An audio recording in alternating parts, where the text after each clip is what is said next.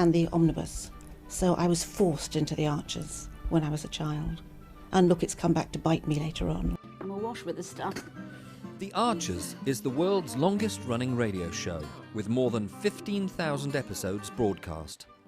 Despite being a rural flavour show, The Archers is recorded in the heart of... Welcome back to The Deep Dive. Today we're diving into just one really packed source. It's an audio excerpt, and honestly, it's got everything. Family secrets, business fights, a party going off the rails. It really does. And our mission, I suppose, is to untangle all that for you. We're focusing on this moment that seems calm. Brian, who's, central to a lot of this, he's away in the Algarve with Miranda. Right, supposedly out of the picture. Yeah, and the team left behind, Adam, Alice, Rory, they think they're the dream team. Adam, who's currently managing things, he actually boasted that nothing whatsoever has gone wrong. Famous last words, right? And always the cue for things to immediately fall apart. Exactly, and fall apart they do very quickly. It starts with a tractor. The tractor crisis. Let's jump right in there. That's the hook. So Rory, he's keen, maybe a bit too keen, to show he can handle things. He decides to get, in his words, just getting some practice in driving the tractor. Oh dear. And then panic. He calls Alice because the tractor is, and I quote, a tiny bit on fire. A tiny bit on fire. Okay, that doesn't sound good. But does it mean actual flames? Thankfully, no. It seems it was just smoking quite badly. But here's the kicker. Adam, the experienced manager, he's not even there. He's off taking Xander to minor injuries, suspected broken wrist. Yeah, so zero management on site at a critical moment. Just Rory in a smoking tractor. Precisely. But then Alice steps in. She's working over at the stables, but she rushes back. And she knows her stuff. Totally. Sees the smoke, doesn't panic like Rory. She immediately figures, okay, white smoke. Probably just condensation in the exhaust. Right. Happens when they start up sometimes. Yeah, she says if it stops when the engine warms up, fine. If not, then it's more serious. And it's likely a coolant issue needs an engineer. It's such a clear contrast, Her practical knowledge versus Rory's, his panic. And his whole tractor thing, it just blows the lid off the real issue, doesn't it? Yeah. Succession. Instantly. It pivots from a minor mechanical issue to this huge power struggle. Rory, believe it or not, uses this moment right after nearly setting fire to farm equipment to basically stake his claim. What, he says he should be in charge? He suggests he'll be ready to manage the place in a couple of years, and then he goes further. Whoa. He actually suggests Adam, who he points out is already in his late 50s, might want to think about moving on, maybe to another farm, maybe retirement. Wow. While Adam's away dealing with his kid's injury, that's bold, aggressive even. Adam's reaction when he finds out is just pure shock. Understandably, he's run the place for ages. He even says, look, him and Alice announced on his birthday they were going to manage it together forever. Right, he thinks he's the obvious choice, the qualified one. But then Alice throws a spanner in the works. It gets complicated. How so? She doesn't just rely on her competence, which she clearly has. She plays a relationship card. She reveals Brian promised her the running of the farm one day. And recently, too. Okay, so Brian's making promises. Yeah. To Alice now. And she pushes it. She suggests she might be, her words, a bit more perfect for the job than Adam. Not because of skills, necessarily. But because? Because she thinks she has a better relationship with Brian. With her dad. So it's not about who can run the farm best. It's about who Brian likes most. Or who he last spoke to. It seems like it's heading that way. It's all about these secret promises from the boss who isn't even there. And it's not just Adam versus Alice. Don't tell me Rory thinks he was promised it too. You guessed it. Rory claims Brian basically said the management job is his, provided he gets trained up. So let me get this straight. Brian, before jetting off to Portugal, has apparently told Adam he's the manager. Introducing the Archer's mug, where elegance meets everyday comfort. Crafted from premium white ceramic, designed with vibrant peekaboo colors inside, simple, modern, and stylish. Start your day the Archer's way, with warmth, familiarity, and the comfort of voices you've come to love.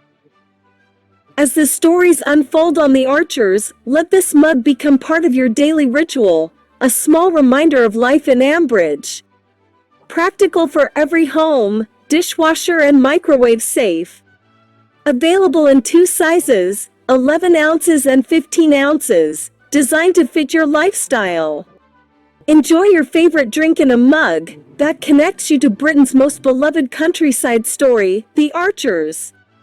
For more information and to order your very own The Archers mug, follow the link below and make it part of your daily routine. Promised Alice she'll run it one day, and told Rory it's his if he trains up. That seems to be the situation. 3 people, 1 job, all apparently promised it by the same person. What kind of management is that? Is he doing it on purpose, like trying to create competition? Or maybe he just can't handle confrontation, makes promises to whoever's in front of him to, keep the peace temporarily, and then leaves a massive mess behind.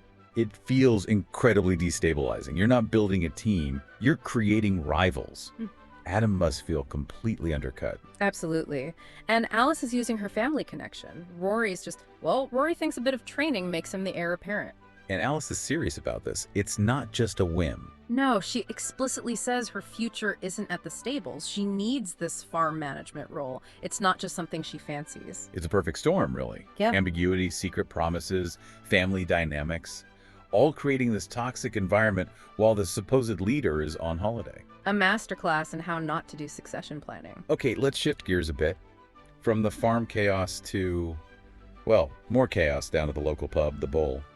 It sounds like tensions are high there too. Yeah, the conflict isn't just contained to the farm. We hear about George being barred from the Bull. George Grundy. Guard. Why? The source doesn't explicitly say why, but Tracy, who works there, feels terrible about it. She stresses it wasn't just her decision. She implies if it were up to her, she'd let him stay. So another situation where a decision is made higher up, and the person on the ground has to deal with the uncomfortable fallout. A bit like the farm, in a way. Exactly. Someone else made the call, Tracy has to enforce it, and it's awkward. And it's having ripple effects. Lillian apparently saw George on the village green right after he was kicked out, and she was quite shaken. So it's causing a stir in the community, not just a private pub matter. Seems not. Tracy's hoping it'll just blow over. Could stuff like that ever just blow over in a village?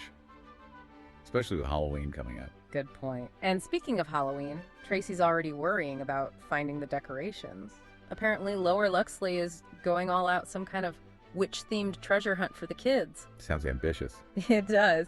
And the Bull is positioning itself as the quiet alternative for people who aren't into the big spectacle. Interesting. Highlighting that community division, again, the big noisy celebration versus the quiet pint. This is kind of the perfect setting for another plan to go completely wrong, isn't it? Oliver's birthday. Oh, yes. Oliver's 80th. This is quite something. Zainab and Brad, they've put in a ton of effort for a surprise buffet. 80's a big one. Who was supposed to be there? Family and friends, Linda, Robert. They even hoped Brian might be back from the Algarve. The Grundys were invaded. Well, except George, obviously. Still barred, even from a party. Apparently so. But the real coup was tracking down 3 of Oliver's former foster kids. They were all coming. Everyone thought Oliver would be absolutely chuffed to bits. That sounds genuinely lovely. A really thoughtful surprise. It did, but, surprises rely on the guest of honor playing ball. Tracy calls Oliver just to check his plans for the day. Oh, yeah. Finds him completely knackered and feeling down. He just wants to, quote, collapse in a heap on the sofa with a whiskey and a war film. Says he can't face celebrating. Oh no, not the reaction they were hoping for. Not at all. But Tracy, she's persistent. She convinces him he has to mark the occasion, insists he meets her at the Bull at 3 p.m. at least for 1 whiskey. She really sells him on the idea of celebrating. Okay, so she gets him on board. Crisis averted. Wow.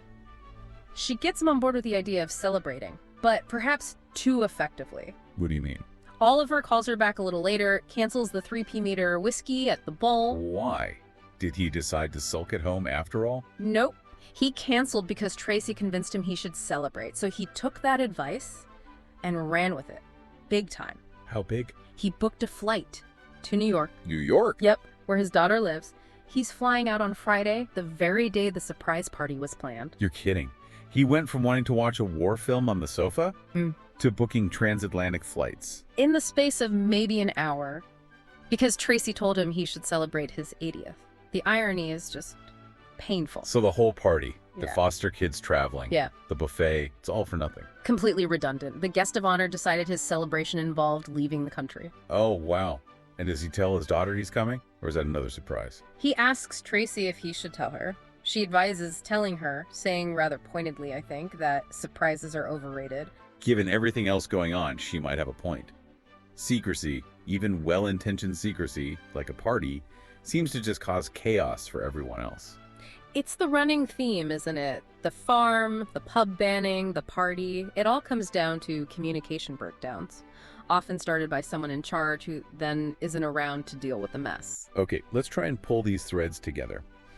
The big lessons here seem to be, first, that business secrecy like Brian promising the farm to everyone just breeds chaos and resentment. Definitely. It poisons the well for any future collaboration. And second, even good secrecy, like the surprise party, can backfire spectacularly if you misjudge the person or, well, if they decide to book a flight to New York. It feels like there's a real aversion to just having direct, honest conversations, whether it's Brian avoiding making a clear decision, or maybe even the family trying to manage him through, hinting and hoping rather than demanding clarity. And the result is always confusion, hurt feelings, and a mess for other people to clean up. Which leads us to our final thought for you, the listener.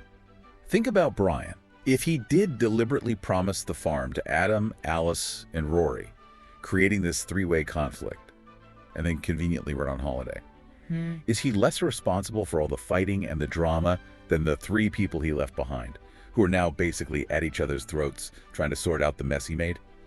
Where does the real responsibility lie when the person who lit the fuse is sipping wine thousands of miles away? Something to chew on until our next deep dive. Just getting ready for the next episode. Just moving mics around. So what do you do? I do the spot effects on the arches. Any Are you what we call Foley then? Kind of. Yep. Okay. And these are all part of the paraphernalia of production. Yep. That's the ball bar. This one. Yep. That's. Haley so wanted to be in their own place when their baby came. It's due in 2 months. Not much chance of that now. No. I mean, it would have been a stretch for them financially, mind, but I just wish there was something practical I could do to help them, Caroline. I think The Archers has had this immense popularity over the years, basically because it has always very accurately reflected the reality of life and living in a rural community at whatever